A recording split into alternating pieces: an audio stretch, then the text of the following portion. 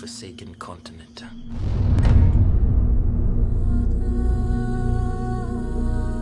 I just talked to you a few months ago, and I told you that you so impressed me with The Departed, your best work to date, and then this is this is 10 times better than your work in the other one, and I'm not anything against that work, but Thank you, you buddy. once again outdid yourself. Thank you very much. And here's the thing, I'm a film critic. I am so excited to tell people about this movie, and I can't wait, and I was wondering, after you know that you did something good here, are you a little bit excited to talk about it, to let people see it, or I don't know? I'm very excited to let people see this movie. I mean, to me, you know, I think there are a lot of great performances in this movie, but I've never been a part of a movie that had a sort of social message like this on such a grand scale, and it needed to be the combination of both of those things, you know, to get people into the audience, to have an entertaining film that had a great, you know, had great two central characters, but also had told us something about the world we live in. I mean, you never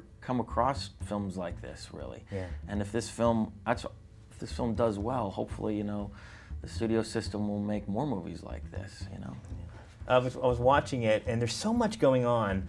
I was wondering whether you took it because of the juicy role, or maybe you just needed to get into shape real quick, because you're running and moving constantly in this film. Yeah, it took a lot of. I wanted to go to Africa certainly way before the filming started, because I mean, this not only the African landscape to get accustomed to, but the people there, and the military background, but this accent, you know, playing a man from South Africa, from Rhodesia, or modern-day Zimbabwe, it was completely alien to me, and something, you know, that I was completely unused to. So I had to kind of immerse myself in the culture there, meet a lot of these real guys, go out drinking with them, and, you know, do some of these military exercises, because I was pretty petrified before the film started as to how I would approach an accent that I couldn't even identify if somebody was speaking to me in it, you know. It was one of the best accents I've heard on screen too, because you could have blown it, I mean, just with the accent, you know what I mean? So, and I was talking to Jennifer about the little parts of her character, like she had a half moon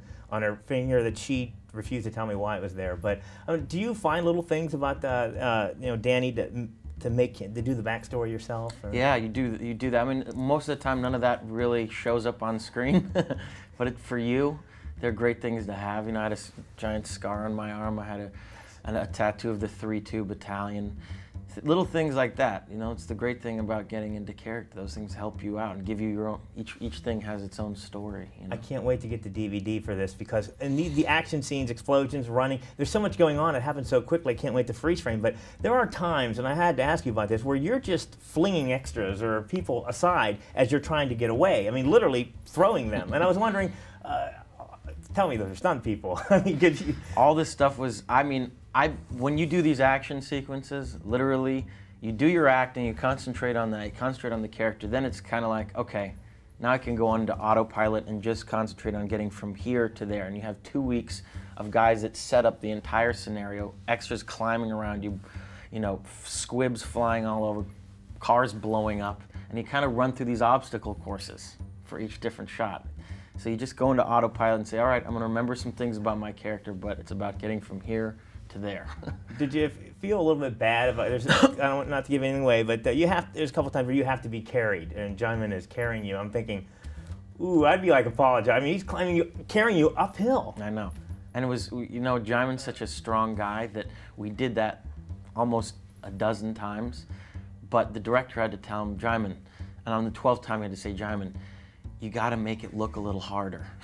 When we look at Danny, you can look at him a different way, because is he a good guy? Is he a bad guy? But there are also some really precious moments in the movie, especially like the scene with Jennifer where I'm going in, and the book, and you'll all see it's amazing. But to me, that was my favorite scene in the movie. Which scene is it? When he tells Maddie that he's going in, and he gives her what she's looking for. Right. There's a little bit of a thing going on. We actually see the heart and soul of Danny. I think that's the thing that I said to Ed very early on about the characters, that this guy's in a state of denial throughout the entire movie, a denial to feel anything about the place that he's from, about the people that live in the place that he's from Africa. He doesn't want to be emotionally affected. he's been so scarred by situations in war in the past and the political strife that he wants to disassociate himself with this continent altogether. So, and then it's kind of a reverse. In the entire movie, I feel like he's fighting not to feel, you know what I mean? But ultimately, at the end, he can't help but be affected by this place that he lives and the people there. Yeah. Just tremendous job. Thank you, buddy. I was